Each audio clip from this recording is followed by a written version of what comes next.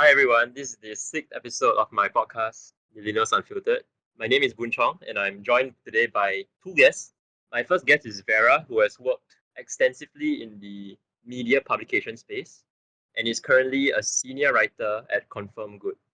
My second guest is Mark Goh, who is the founder of VanillaLaw LLC, a law firm that serves the SME community in Singapore. So for full disclosure, Mark is both my mentor and my boss.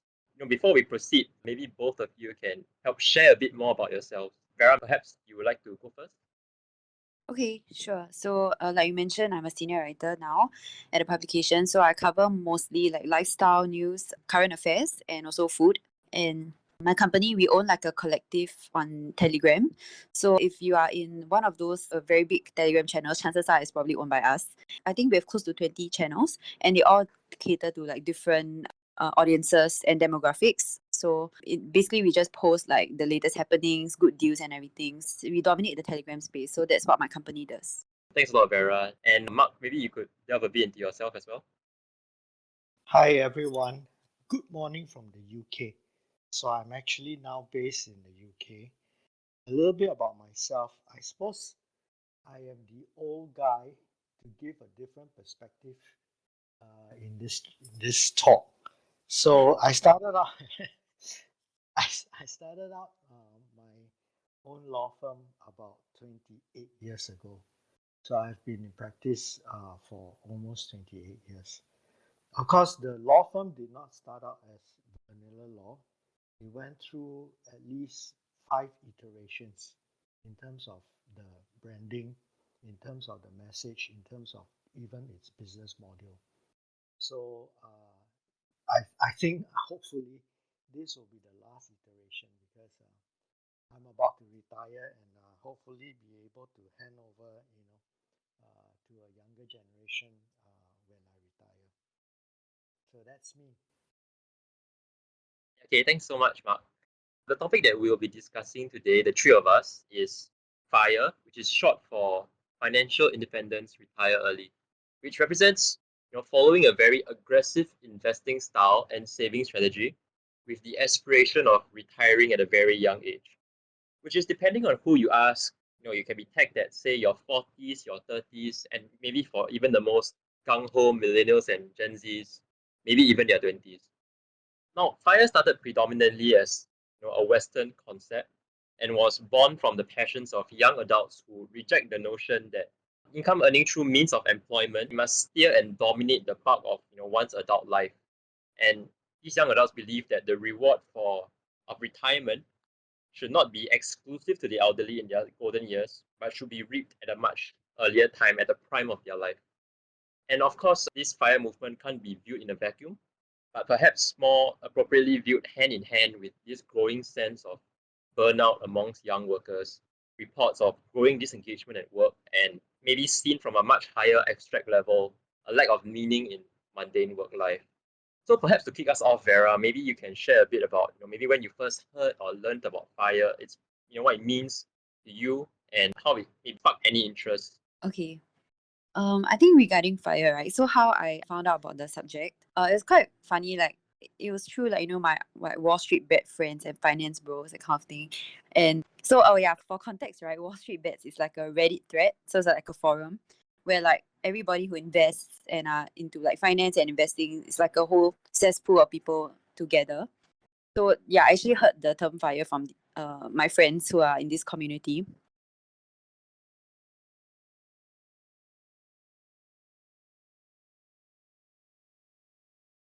Okay. The recording is working just fine. I just checked. Yeah, Okay, so so you guys. ignore the message. Yeah. Okay, maybe I can repeat the question and then we can do your answer again. So it's a And bit more seamless for the editing. Yeah. okay. Oh, sorry. Yeah. No, So it's okay. It's okay. yeah. So perhaps to kick us off, Vera, maybe you can share a bit about when you first heard or learned about FIRE. How it sparked your interest and maybe what sources of information you turned to in order to learn more about finance. Okay. So FIRE, right, is actually quite a new concept to me. I've never heard of it until like I mixed around with like my finance bro friends and people who hang out on Wall Street bets. So for context, right, Wall Street bets is like a Reddit thread where people who like invest and are interested in stocks, they all gather there. And I actually found out through like speaking to my friends who are part of that community. So at first when I found out about the whole concept of FIRE, I didn't really understand it. But after being in the workforce for a while, I can understand why people will want to aim to chung or like work as hard as they can right now and leave the workforce early. But that being said, like I think people who aim for the FIRE mentality, right? They don't just aim to leave the workforce after 40, but I think what they want to do is that they want to achieve financial independence so that they can explore other avenues after they're 40, such as like starting a business or like traveling or doing other things that they can't otherwise do while being a salaryman. I wouldn't say that I personally adopt the FIRE mentality, but being exposed to it more has definitely helped me to see like both sides of the story. Yeah, I see. Thanks a lot, Vera. I think that, the way you explain the FIRE movement, I guess it's largely correct because, with those who take a more balanced view of FIRE, see it as like having the ability or option to retire at a certain age, but not Mm, necessarily retiring, right? Because it's like a look-see approach, right? mm, You adopt certain aspects of this movement in hopes of reaching financial independence, and whether you follow on with the next two letters, which is like retire early, right, is completely up to you. Yeah. mm, mm, mm, And, actually, I have a question before we go to Mark's view on this. mm, You said mm. that where you learned the term was Wall Street bets, which I find quite funny to be honest. Like, because Wall Street bets is like where the AMC and the GameStop, all Yes. those like a bit more degenerate stock buying discussed and flexed, right? So people like there's stuff like lost pawn where people post that they lost Yeah, 90% of yeah, their yeah, wealth yeah. over the Their past week, and P&Ls then lah. Yeah. yeah, and those are the biggest posts, most viral posts on Wall Street Bets. Because at that point, Wall Street Bets was the most viewed forum on the entire Reddit forum website. Yeah, Yeah, so yeah. I'm wondering, right? In learning about FIRE from that forum, right? Then did you have to maybe take everyone's word for what FIRE was and how to approach it with a pinch of salt? Because it's not actually the most Mm, mm. like reliable Yes. source of information. I would say if you could let me say that, lah. Yeah. Yeah, understand. Okay, to be clear, I didn't learn about FIRE on the forum, but it's still my friends who are on the forum. So yeah, I know like forum is where like all the apes gather. That's what they call themselves, right? And there's also a very strong emphasis on doing their DD, which is like due diligence. Like so take their advice with a pinch of salt and don't just take their word wholesale. And okay, the only reason why I know all these terms, right, and jargon is because my boyfriend is literally one of those people on Wall Street bets. And so I think I wouldn't take their word wholesale, and like they always say, right, do your own due diligence. So please, this is a disclaimer that Reddit is not a good source for financial advice, just saying. But yeah, doing a due diligence on it is very important. And as for the FIRE, I feel like you mentioned, financial independence is important, and I think as far as possible, most people would love to have that. But the RE part, which is retire early, like you mentioned, whether you decide to do that or whether you decide to continue amassing your wealth and working, those are two separate things. So I would say, like, if you ask for my opinion on the whole concept, right, I would identify more with the first half of it and not so much the second half, because I do see merit in like staying in the workforce and like giving back in different ways, because when you're in different phases of your life, you give back to society in different ways, if that makes sense. So like, I don't know if retiring early is my thing, but Yeah, thanks so much, Vera. Mark, I wanted to ask, how do you personally feel like having heard from Vera and learning about the FIRE movement? Maybe you can start with, have you heard of this term before, and if so, where did you hear it from? And how do you personally feel about this movement towards financial independence, and retiring at a much earlier age, coming from the standpoint of, a member of the baby boomers? Yeah. Thanks, Boon Chong and Vera. I want to start off by saying that I really thank you guys for inviting me, the old guy, into this channel. Because when I first heard about this term, it was about 5 years ago. And how I came across this term was while I was surfing on this phenomena known as they had this hotel and workspaces for digital nomads. So they were advertising for people to stay in exotic location and also be able to work. And then there was a mention of this word FIRE, and that seems to be like the lifestyle kind of thing. So I really did not have a deep dive understanding of what that meant. I had an imagery that was presented to me by the digital nomad space. So that was the extent or surface level understanding of this term. But I want to pick up on some things that Vera spoke about, which seems to go deeper than the surface level imagery that I had in mind. The first concept that she spoke about was the short horizon. And then the second concept that I wanted to pick up on is the concept of retirement, because I think I'm about that age. And this concept has caused me to think a lot these days. And I've been reflecting about this concept kind of a lot as well.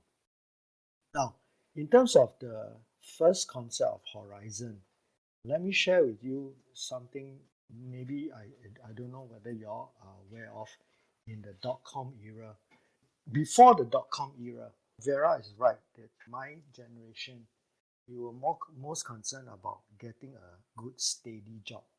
The key in that point in time was the 5 C's, right? Credit card, condo, cash, and so forth. And then with a steady good income, you will basically get a good life. And I don't think people thought about retiring early. They thought more about working until the end of the career and then they retire like normal people do. But I think what the dot-com era did was that it showed people that if you had a good idea and if you could be able to find funding, then you will be able to exit at a young age. And then that started the digital nomad phenomenon. But I think to most people of my age, it was like a lottery. That means if you got it, good for you. We are happy for you, because we realize that most normal people like us, right, they're not going to touch lottery like that. So that was what we viewed it as in a short horizon. So there are examples of people who exited on a short horizon. Then came the problem of what are you going to do with your time? Because then that leads into the question of retirement. So a lot of people who exited as multi-millionaires around 40 and 50, I have experience and I know of friends who were lucky enough to strike this golden ticket in lottery. They retired early. So they then started to find that their life was meaningless. It is a strange concept, but it is a real concept. And I am at this age now, and I cannot imagine myself sitting around doing nothing. Absolutely nothing. And I also cannot imagine myself sitting on a beach doing absolutely nothing, drinking pina colada all day. So I think we have to reflect on the word retirement pretty, we have to rethink this word retirement. Maybe you can share with me what you think as a millennial on the word retirement. Yeah, it's so interesting that you say that, people of your age who find that post-retirement, if you get out of the workforce early, right, then there's no meaning in their time that they spend post-work. So I think that would be like quite an alarming thing to hear or to think about for millennials who are desperate to get out of the workforce. Because the reason that they want to get out of the workforce as soon as possible is because they find that their work is completely devoid of meaning. Like all they do is they wake up, they slog for like 9 to 12 hours a day, and then they just die after work and go to sleep, right? And then they rinse and repeat until their next holiday, and then they find, oh, there's no meaning in this. I want to retire at 40 or 35 or something. So this like FIRE movement to some people is their exit plan from the workforce. And then I think what they can't see or what they tend to not really consider is the prospect or the possibility that once they get there, let's say the ones who succeed in getting there, they have the same problem, right? Because they come out and then they don't have time, they don't have anything of interest, and they just like sit at the beach drinking the pina colada and like, wait a minute, like there's no meaning in this either. Yeah, and I think to reflect on all this as a whole, easier for me to adopt a third person perspective, because personally I don't see the meaning in retiring early to do those kind of fanciful things. Partly because I feel that, You don't derive meaning from exiting the workforce and then hoping that the world is going to give you a place where you are able to pursue your interests, whatever your non-existent interests right now may be. But more so like, finding meaning in creating something out of your career and your work and being proud of, what you're doing in life. Even though I know all these are very abstract terms. But I mean, it's just a more sobering thought because in a way, what you brought up, right, is like asking millennials to choose between the devil and the deep blue sea. In your pursuit for like quote unquote what their idea of happiness is, which is at our age group, for many people, exiting the workforce as soon as possible, will it actually reach that end of, that perceived idea of happiness? And that's why I think that your question kind of conjures up in people's mind. And maybe Vera, you can also like give your take on what do you think of this idea of retirement. My editor used to tell me that youth is wasted on the young, which is true. And Oh my God, that's a terrible. That is terrible. I mean, I'm shocked you actually believe that statement. wait, let me finish. Because like we are in quite a conundrum, right? Like when you're young, you have energy, you have time, but you don't have money. And then like when you grow older, it's the reverse. Like you have assets, you have wealth, but you don't really have that much mobility. And I think that's what like fuels this whole like vicious cycle of like, okay, I want to retire early, but after I retire early, then there's nothing more to life. And it's like, how they say hindsight is a beautiful thing, right? Like when you look back and you realize that, well, actually, why did I even work so hard when I was younger? Because if I had known how things would have panned out, I would have been be able to like take it easier or something like that. So I think there's validity in both, like people who adopt the FIRE mindset and people who don't. But yeah, like I agree with Mark when he says that I can't imagine myself being 60 and not doing anything with my life per se. Like I would definitely want to still, maybe my life won't look like how it looks like now, but I would probably move on to contribute in like ways that I never imagined that I could. But yeah, I understand your analogy of the pina colada thing because I could never also. Yeah. Can I just chime in here slightly, Boon Chong? Yeah, go ahead. As Vera was talking and as she brought up, I mean, I cannot help but react to her statement and the remark by her ex-editor, the boss. and it struck me that I didn't think too much when I first started out about retirement early. So if you look at the word FIRE, right, I wasn't concerned about the RE, the retire early, as my concern. I in fact focused more, and my obsession from day one was financial independence. Okay? And that I admit was my very first obsession. And well, is no more. I think I have achieved it at age 45 or so. Now let me explain to you why financial independence was preoccupying my mind and headspace so much. I realized I took on a lot of debts, a lot of debts when I first started out, right? And I had no headspace to think about anything else, about relationships, about projects, about new ideas. So all day long, I'm just slogging away, working at the cases, trying to pay off these debts. So it was a case of living like almost like hand to mouth. And I realized that this kind of existing is it drains your soul and it drains you and it causes burnout. So that's why, as far as I was concerned, my obsession was basically to clear off all the debts that I owed. And I'm blessed and I'm lucky that I was able to do so, given a few opportunities here and there, to be able to be debt free at age 45. Now that was a turning point for me.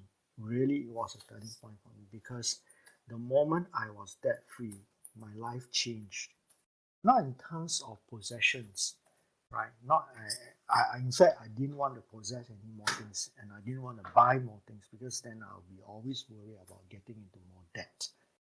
And what happened was that I started to look into computing.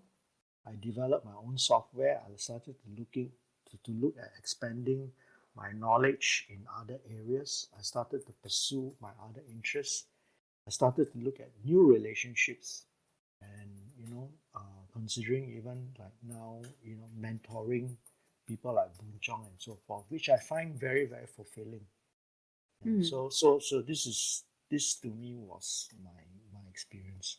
Yeah, Mark. I just like to probe a bit further on what you said, because I found it very interesting that you said that you took on a lot of debt and then your life reached a turning point when you reached quote unquote financial independence at 45, when you were finally debt free and you had the headspace to think about things beyond being a slave to paying off that mountain of debt that you accrued from a young age. Because one thing that I think that FIRE kind of instills in our generation is that debt is a bad thing. I feel that that is one of the really key selling points of FIRE from some like proponents and advocates for it. Like it's come to a point, right, where like studies and reports and newspapers have said that our generation has shown like this inclination or this propensity to like shy away and delay like housing, don't get a car together, and like we associate this with crippling debt. Because every time, right, if you want to reach financial independence, it's like a math equation, right? Like you earn a certain salary for X amount of salary for X number of years, and then you want to reach a certain amount of money in your bank account by a certain age so that you can retire early. That's the generally like I guess the way some maybe insurance agents and financial advisors like go about with their software, and then they try to calculate for you, how much you need to earn, how much you need to invest, and so on. So like this whole movement and this whole view towards debt has led to people shying away from debt itself. And because they sell it as don't be a slave to that kind of debt, and that your life will take much much longer to turn around. So in order to reach that financial independence, right, according to these like math equations and this software and stuff, like you want to make sure that you accrue as little debt as possible. And I'm just thinking from your life experience, right? What do you think towards that view? Like how do you feel towards that view? I don't think you can escape that if you want to accumulate wealth. There's no way you can save or you can use your salary in order to then start saving and then accumulate wealth to live a certain lifestyle. Right. So first, how I started out was that I asked myself, how much do I need for a certain lifestyle? That means I had a vision of a lifestyle that I want. I think a lot of people suffer this. They don't have a clear vision of what the lifestyle is supposed to be. And then you start on to take on more debts than actually that is necessary. So once Definitely. once I had a clear vision, I knew exactly how much money I needed. And then with a combination of savings, I knew that I could not reach that level. So I had to take on those debts. It's not a question of me trying to avoid taking the debt. The next approach is this. When I'm taking on the debt, the thing that I am looking for is investment opportunities. It means that there must be some way that I take this money, is not to spend, but to take this money to invest into something so that it can yield the returns. The problem with investment at that point in time was that there was a lot of, I suppose it's the same for you as well, a lot of investment opportunities offered by insurance agents, stocks and shares and so forth. But I was hesitant because literally you are borrowing money and then letting some other third party or somebody fondle that money or fondle or handle that money. Right? If they're honest and if the information is correct, yeah, suppose you're lucky, you get your money back. But in 4 or 5 investments that I tried this way with through third parties, I've basically made a loss. I've invested in a wakeboarding company, I've invested in a bicycle company, I've invested in some stocks and shares, and all made losses for me. So I shied away from investments where I have to put my money on to another person. I learned to mistrust institutions as well. So then I started relooking at my investment portfolio, and I say actually the greatest person who I can invest in is myself. And I started to build my own business, started to look at myself and what are my abilities, capabilities. And I say instead of letting somebody fondle this borrowed money, why don't I borrow the money from the bank and then start, doing my own projects and, you know, upping my skills so that I can start getting the rewards. And I think that worked very well for me. Yeah, that's actually quite an inspiring story. I think that, one thing that I kind of discern or I tend to hear about from my grandparents, right, and from people who are older, is that actually they tend to have that distrust in institutions and general public shares and stocks because the generation that came before us, they've been burnt by a few sagas, right? There was that Malaysia Klopp saga where Mahathir, I think, around like end of 1990s, he unilaterally closed trading for all those kind of Malaysian companies by Singaporeans. And then I had a few relatives that lost their fortune and their savings completely from this kind of investment controversy. Leaping off this, Vera, like how we went from debt to stocks, right? Can you like maybe tell us a bit how you view debt, and on top of that, like how you view stocks and shares and investments and putting money with third parties to have your money grow? Mm. I think especially living in Singapore and like with the news, right, of how Singapore has just overtaken Hong Kong to be like the most expensive Asian city to live in. Heard that 5 minutes ago. Yeah, like it literally just came out. So I think it's quite apt also that we're talking about it. But yeah, I think living in Singapore, it's quite inevitable to chalk up debt, like whether it's student debt or like housing debt or education debt. I don't think there's anything scary about taking on debt. And also in that vein, the government does also have guidelines and laws implemented to make sure that you're not way in over your head, and that the debt that you're taking on, the loans that you're taking on, are also proportionate to your income in your repayment and your servicing ratio whatsoever. So I think in that vein, that isn't that scary. But talking about putting your money in third party organizations, like what Mark mentioned, right, about how he invested in like wakeboarding companies and other companies that didn't really reap him the benefits he wanted. And I did feel the same way when I first started exploring investment as well, because like I mentioned, I'm quite the finance noob lah. So everything that I know, it's through like friends or like word of mouth. So when I first started investing, I was very hesitant to invest because I also have a very low risk appetite. And with especially things like call options or whatever, it's very risky. And I started out with robo investing. So it's also quite like for the idiot lah, like investing for idiots, right? You just chuck your money there and you just leave it, and you don't really have to touch it or like do anything about it. But also I think calculated investments is comfortable for, especially for like young people our age who've only like started earning income like 1 or 2 years ago. We don't really have that much wealth to invest in the first place. Actually, on that note, I did have a client recently, NTUC Income. They also recently released, this is not a plug for them by the way, but they released a new product called Snack, where you can start investing from as low as like $1, which is very appealing to like students or people with not much income, or just starting out, because the barrier to entry isn't that high. And I think there's merit in stashing your money away, pun not intended, but yeah, stashing your money away in third party places with calculation, because like my friends always remind me, like for every minute that your money is spent sitting in your bank account, it's like inflation is eating at it. So if you can find a way to curb inflation through your investments, or even break even, then that would beat even just simply leaving it in your bank account or your savings account. So yeah, I think my relationship with investing is still, I'm still navigating it, but I think I've made a lot of peace with it and the risks that come with it as well. Thanks a lot for sharing that, Vera. Actually, you just go back to the point on debt and shares, right? I think for the first point on debt, actually, there's been a lot of literature on this, and recently I've listened to some source materials, maybe podcasts, read materials on debt, right? And at least in the past year or so, and I've read like this very controversial statement that the difference between the rich and the poor is how they view debt. Okay.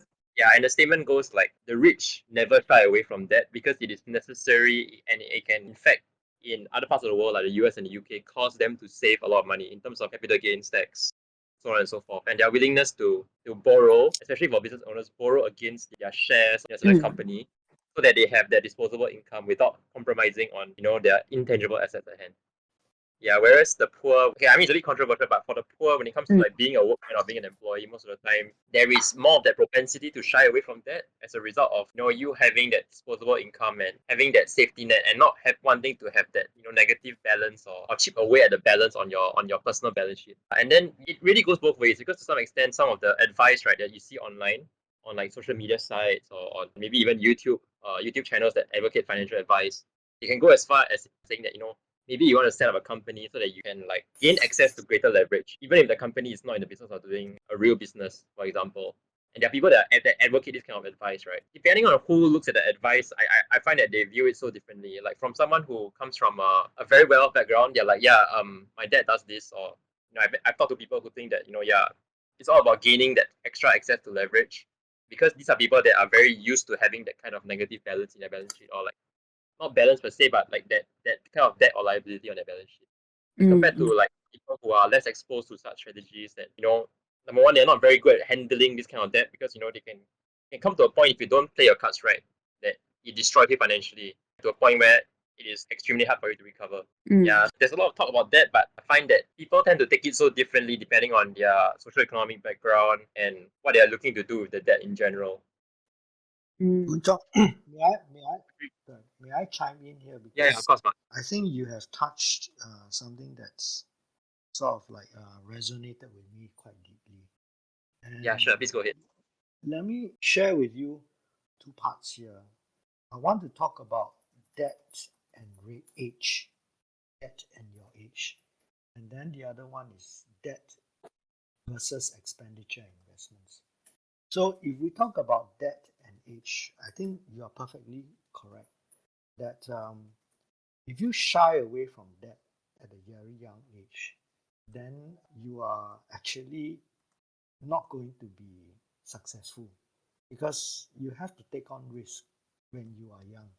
And this is something I find very strange that the young people are more at risk averse than the old people. You know, if you have youth on your side, right, I don't think you should squander it away in that sense. So when I was young, right, I took on debt because I realized that I took on more risk and more debt because I had youth on my side, I had energy, and I can work it out. But now that I'm older, I'm debt averse. So debt adversity should only come when you are older, not when you are young. Like that's the first that I wanted to share. The second is, what do you do with your debt?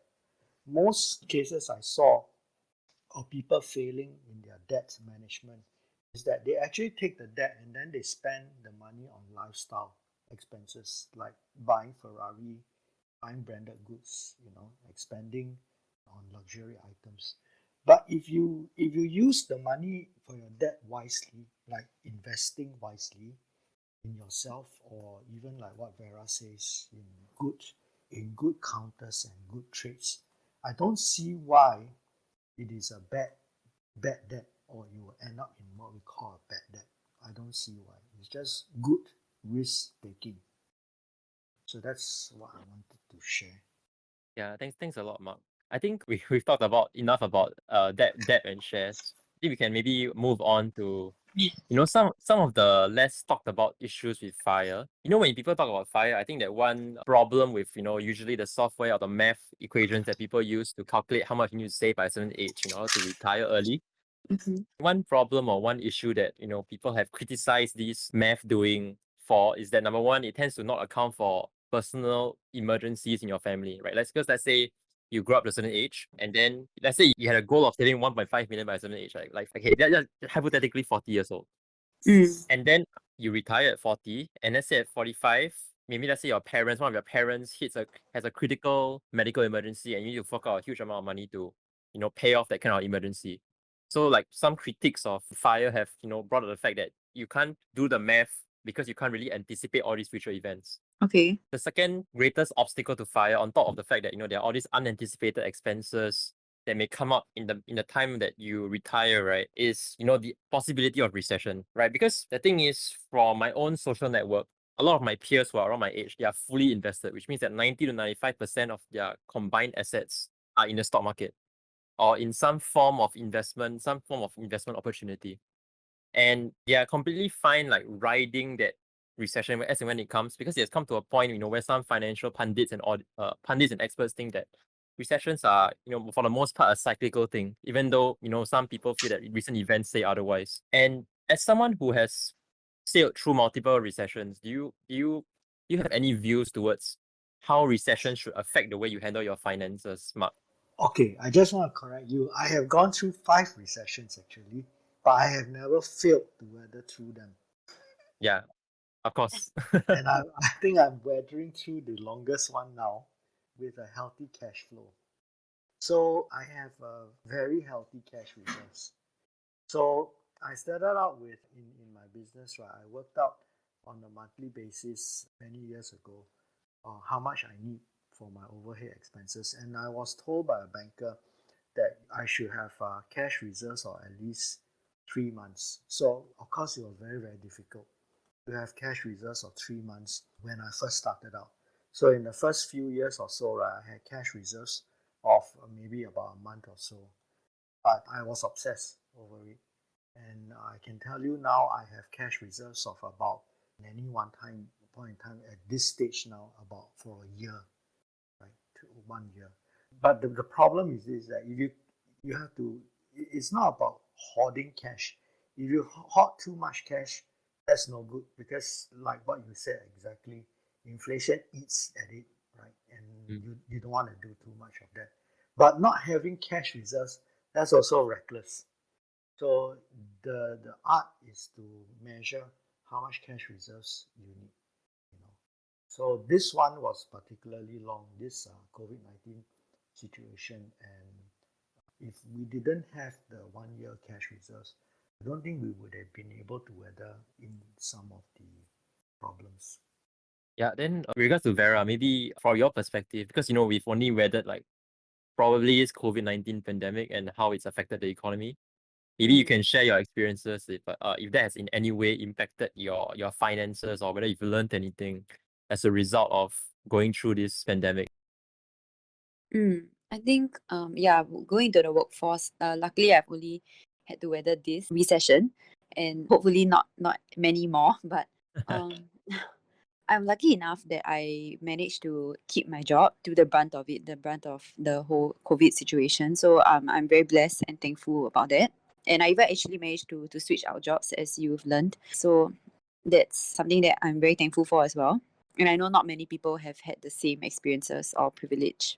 But I guess in a more personal sense, this whole situation has impacted, if anything, more of like my housing situation, like I mentioned to you earlier. And which is, so to give some context, right? I'm in that stage of life where like I'm trying to get a house and settle, move on to the next phase of life.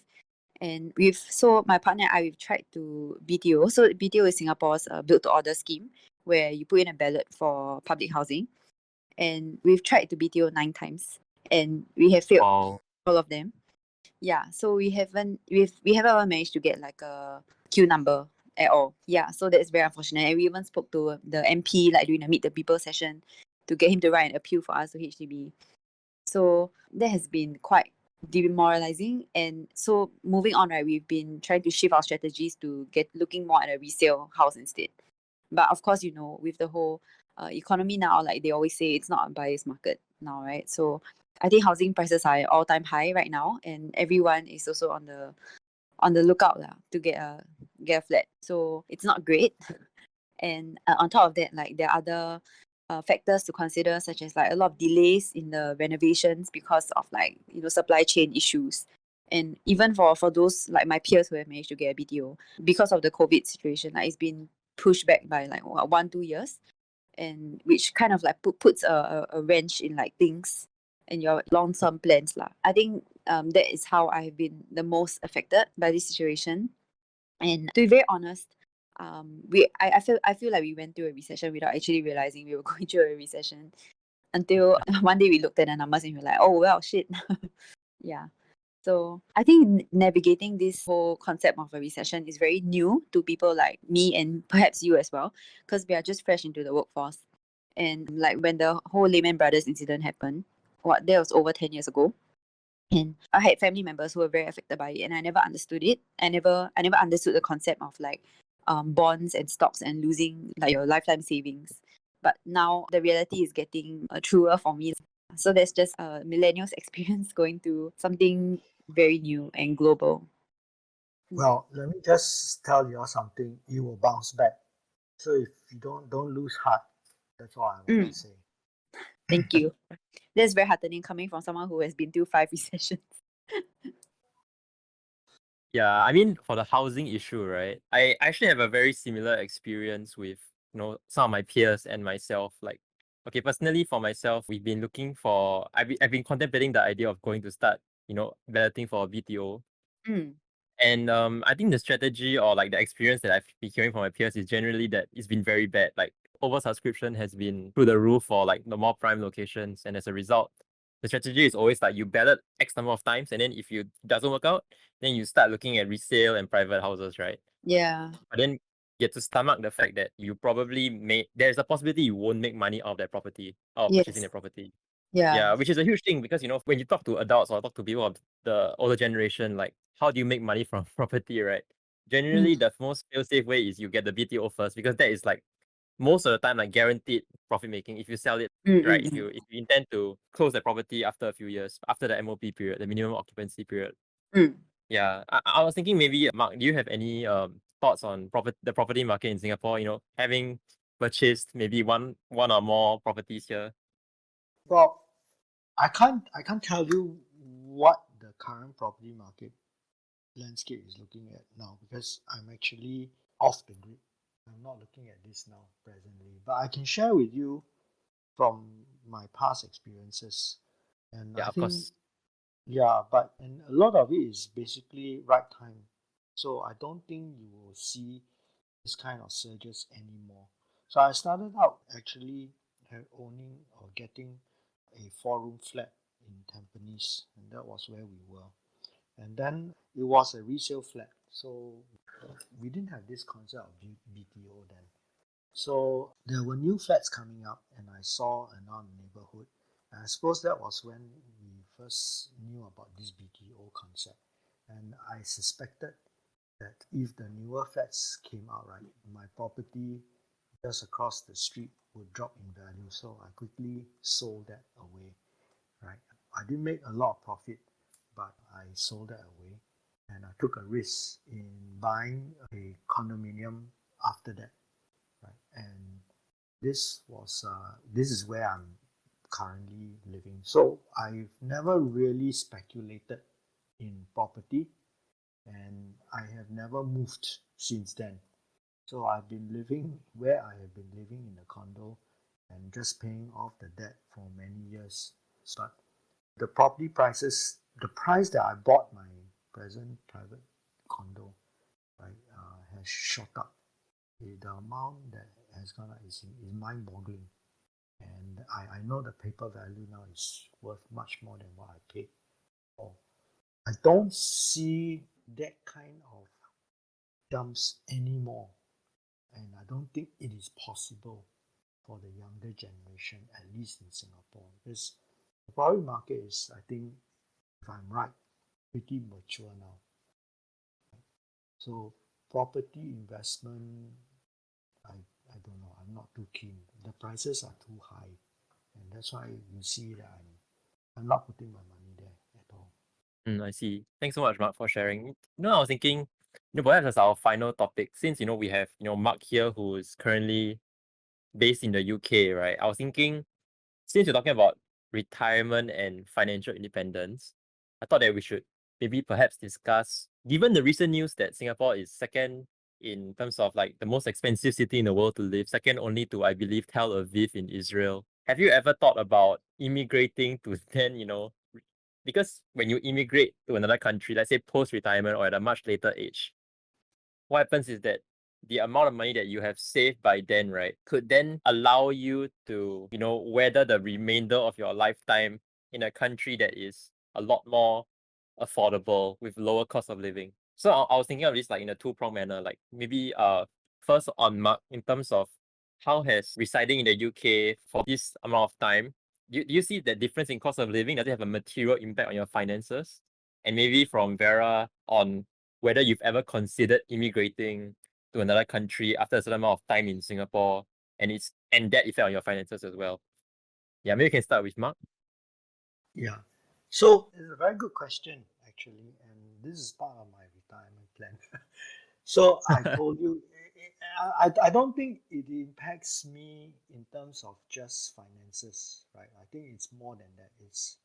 It impacts me on a mental level, on a spiritual level. Even my health has improved since coming here.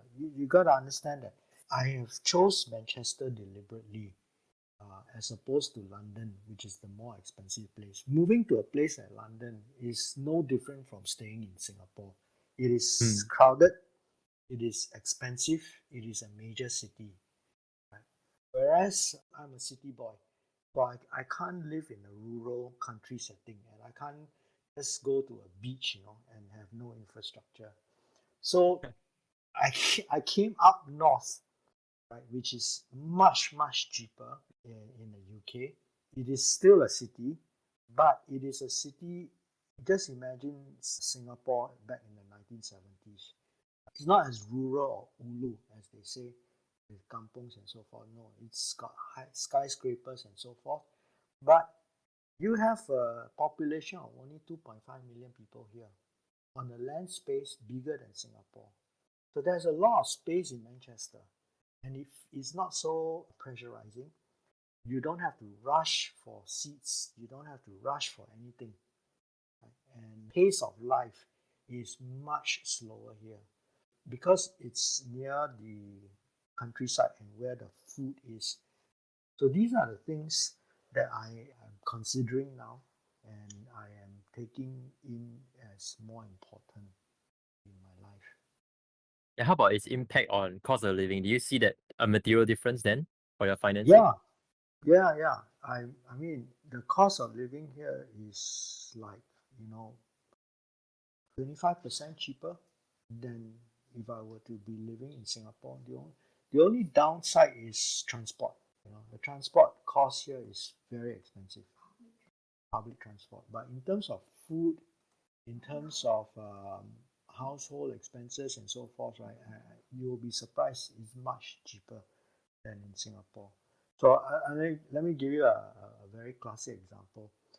If many of you Singaporean listeners will remember, one of our ministers said, it's not like eating steak mignon every day. That Singaporeans, cannot afford to do that every day. So let me tell you here at the supermarket, right, you can eat steak mignon if you wish to every day. It is only £3. That's about $6-7. Oh, no way. No way, right? Yes. This is how cheap it is. This is steak mignon. If you are not into luxurious things, fancy lifestyle, but if you are appreciative of, good food, fresh food, not dressed up. If you go to a restaurant, of course the price goes up because then you are paying for the manpower to cook your steak and so forth. But you are happy to go to the supermarket to buy the steak yourself. And this is not the cheapest supermarket, mind you. Or you can go to the farm itself to get the meat. And you can come back and cook it yourself, right? It's very, very cheap. There's no way you can get that kind of lifestyle here. Yeah, then what about Vera yourself? Have you ever thought about, migrating to another country outside of Singapore past a certain age and living somewhere else, in furtherance of like a lower cost of living, different pace of life, which I'm sure that tends to be the biggest complaint about, people our age of living here and going through the education system. So on and so forth. Yeah, actually, my partner did float this idea to me. Like, he did ask, how will you feel about moving here, moving to this place after retirement? And like, ironically, right, I'm like Mark. I'm a city person, so I absolutely cannot deal with having nothing. Like, I cannot be seeing like trees for 3 miles and no end. Yeah, so I need to be around people where it's noisy, where there are lights and everything. So I actually find it very comfortable here in Singapore, much contrary to popular belief. And I actually enjoy crowds, which is a very controversial statement. But like, my friends are always complaining about how it's so crowded, it's so hot and everything. Like, I'm thriving. I really enjoy it, like the cityscape of Singapore. So Not as during of COVID. yeah, except when it's a public health risk, but other than that, it's fine. Yeah, but so I'm actually pretty comfortable in Singapore, but definitely the idea of like being an expat, I've definitely thought with it lah. And so I know this doesn't really answer your question because I'm talking more about like while still being in the workforce as opposed to like after having exited the workforce. But I have interacted with a couple of expat friends here in Singapore, and ironically they're actually from the UK, so they kind of like swap places with Mark. And yeah, they do seem to have it really well here, especially with the relocation packages and everything. And I guess the point of contention for me in moving, whether it's for work purposes or retirement purposes, doesn't lie so much in the cost of living over there, but rather in how well we can assimilate into the community. Like that would be a bigger cause for concern for me. Because especially in like non-English speaking countries, right? Like you don't speak the language, you can't read the signs, you can't order from local like restaurants. So I think that would be really difficult for me. But having said that, to answer your question, I think moving to a place with a lower cost of living is great because you are immediately bumped up a couple of notches, right, in the class over there. But I think that something has to give lah. Like you can't have the best of both worlds. So perhaps your standard of living won't be the same as compared to in Singapore. And there are a lot of other factors to consider as well, like safety, and especially if you're moving to a country with like generally a lower GDP, then perhaps safety might be compromised. I'm just generalizing here, but yeah. So I think like for me the factors lies a lot more in just financials purely, but it's like a couple of things working in tandem. Yeah. Yeah, it's like there's opportunity cost. Like, is it worth lowering your cost of living and being subject to this like security risk, safety Yeah. risk? Yeah, really resonates with me. I can actually agree with Vera. There are trade-offs. Mm. So it's not all milk and honey here, right? There are trade-offs that you have to accept. So, it's cold here. As I told you, transport is not cheap here, right? There is a cultural difference, and whether you can assimilate or not is different. They look at things differently, right? The question is exactly what Vera said, is whether you can tolerate these things. So if you can tolerate it, right, and if you can thrive in it, then it is a viable option. Okay, I think that's all the time we have today, actually. Maybe just to simply and quickly conclude on the things that we've spoken about. We first talk about the sources of information for FIRE and how you have to maybe filter some of the related information you see online because there's just so much information and literature on the topic. An example is that you can't just read Wall Street bets and take everything you see there as gospel for our listeners out there. And Yes. secondly, we talk a bit about our views on debt and how maybe at a younger age, as Mark said and discussed, you have to be a bit more willing to take on debt relative to as you get older. Of course, this debt has to be managed accordingly and applied towards the right things. It has to be risk-taking to a measured and calculated degree to things that maybe outpace the interest of the debt, for instance. After that, the third thing we discussed was about, recessions and having sufficient cash flow, weathering through recession, making sure that your assets are in order during these times so that in times when the economy is taking a nosedive, you're able to persist through that stage. Be it whether you're an employee that is at risk of losing your job or you're a business owner who is running a business at risk of taking the brunt of the economic impact.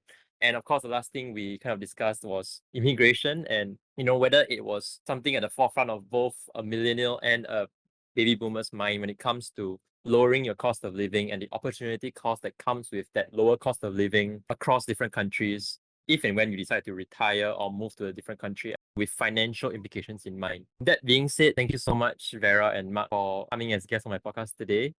And this is Boon Chong and the sixth episode of my podcast, Millennials Unfiltered. Thank you so much for listening. Thank you, Thank Boon you. Chong. Thank Thank you, Vera. you.